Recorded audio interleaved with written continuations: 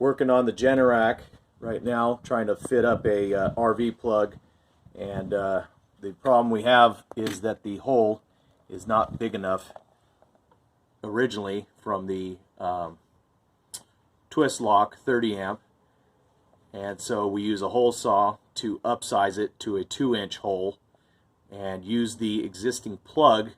I put a drill into the middle, and that allows the pilot drill and the hole saw to be held nice and snug, and you're going to get right up against that breaker right there.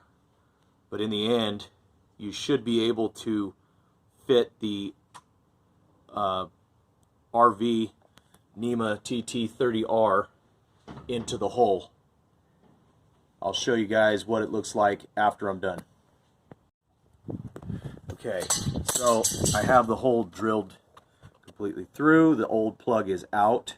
You can see it's right up against the push breaker right there, but that shouldn't be an issue. We already knew that that was going to be a tight fit between the two push breakers on each side.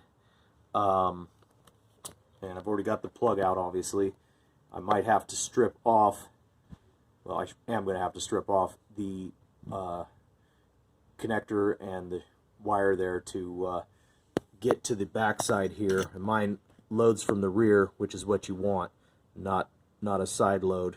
And then also, in order to make this work, it's going to be a tight fit between the plastic piece going in between those push breakers.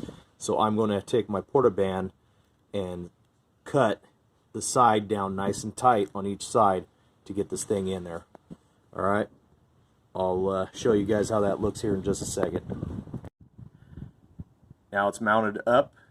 You can see how snugly it fits. The graphics are a little bit pulled from the hole saw, but I don't worry about that too much. The back, just to get it fit up, you can see how tightly that was in there, right between each side. And I ended up nipping off the corners a little bit to help it fit as well with a pair of tin snips.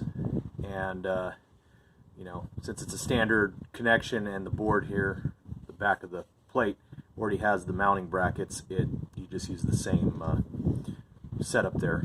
And like I said, you had to strip the wires back and shove them in from the back. This one you got to put in before you install, obviously, because you have no room to get a screwdriver in there. But the other two you can get to without having to install those prior. So that helps out. We're going to go test run this on the trailer and make sure everything's working just fine. And now you'll have a nice RV plug without having to make an adaptation or anything like that. There it is, running the trailer on the new plug. Works great.